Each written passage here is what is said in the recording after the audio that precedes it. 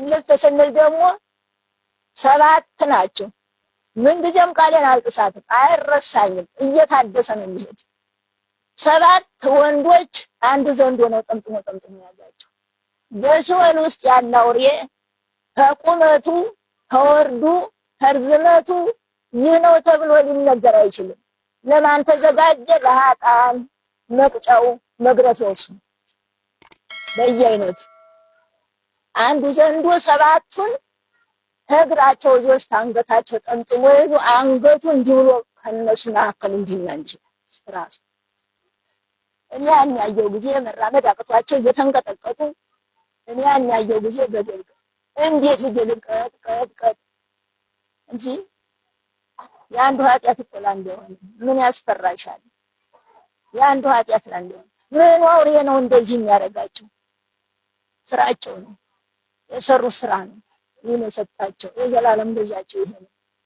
እነዚህ በጣም ኃጢአታቸው የበዛ በዓለም ላይ ዓለምን ሲፈቱ አንጃ ሲቆርጡ የሰው ኪስ ሲበረብሩ በዝሙት ሲሮጡ ማንንም ሲያጠቁ የኖሩ ወንበዶች ናቸው።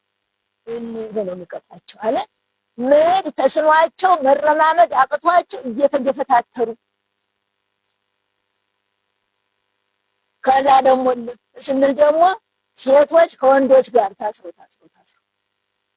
የወንድየውም እጅ የሴትየቱም እጅ እንዲህ ብሎ ታስሮ ማሰሪያው አንድ ነው። በሳት ሰንሰለት ታስሮ እጃቸው ይቃጠላል። ጥልመት ነው የሚመስሉ አፍና አፋቸው ገጥሞ ቸራ ይነጋገሩ።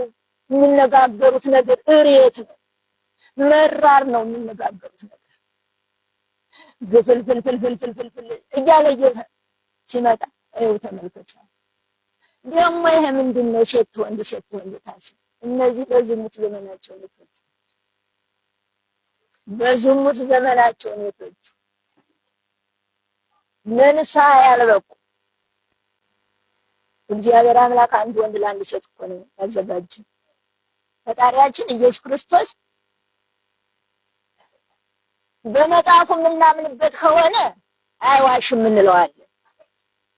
አይዋሽም ብለን ካመንበት መጽሐፍ የሚነግረንን እንዴት አንቀበለው? አንዲት ሚስት ፈቶ ሌላ ሚስት ከሚያገባ የበለጠ ኃጢአት የለም እያለ መጽሐፉ ይናገራል። ግን ጌታ እውነተኛ መሆኑን ካወቅንበት ለምን እናንረዳ? አንድ ሰው 3 ሚስት አንድ ሰው 4 ሚስት የሚያገባ ለምንድን ነው?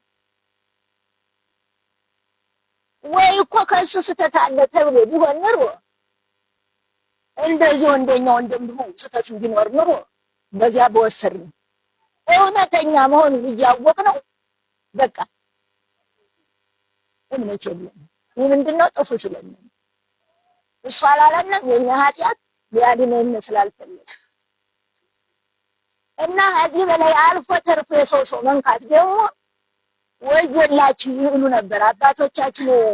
በድሮ ጊዜ አንዳንድ አባት እየሰበከ ነበር የሚያስተምር። ዛሬ ሁሉም ምሁር ሆኖ ጠፍቷል።